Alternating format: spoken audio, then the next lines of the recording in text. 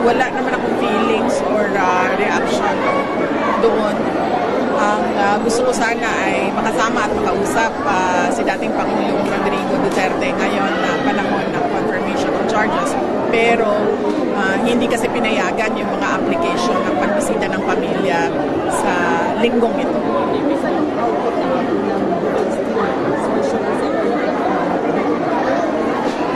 Nagpapasalamat ako.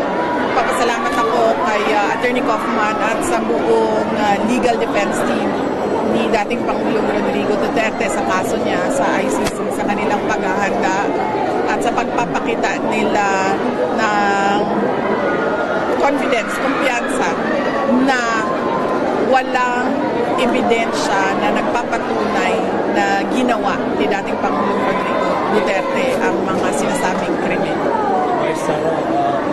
Sa legal battle na yun, the trend is gaining ground. Then President, the chances of coming home. Hindi na namin tinitingnan yung chances of coming home eh. In fact, hindi na namin pinag-uusapan yun, sir. Kung makikita nyo doon sa statement niya sa court, ay sinasabi niya sa court na natanggap ko na posibleng dito ako mamatay sa kulungan ng ICC. Nandun yun. Nakalagay sa statement niya sa court na nagsasabi na hindi siya a-attend sa mga hearings ng confirmation of charges.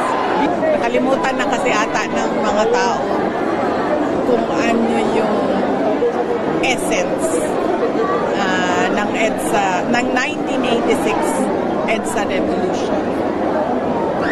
Kaya yung mga nagmamarcha o magmamarcha bukas, nag-organize bukas, hindi nila talaga alam kung ano ba talaga yung mensahe nila sa taong bayan. Kasi nalimutan nila kung ano yung message ng 1986.